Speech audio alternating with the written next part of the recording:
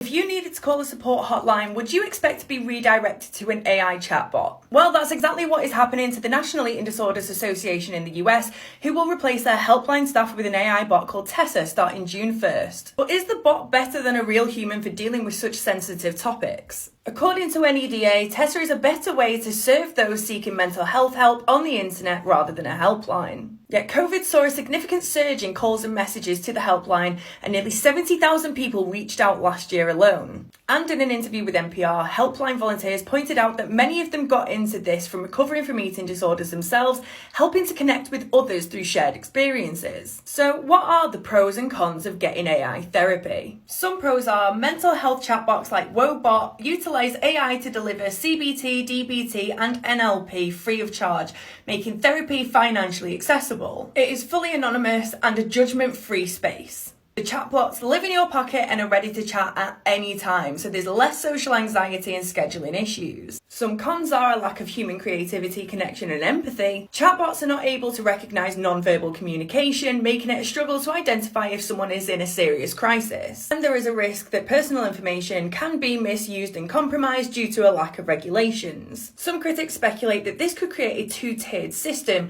where some get legitimate help through human connection, but others only have the support of an emotionless chatbot. Do you think AI chatbots should replace IRL therapy?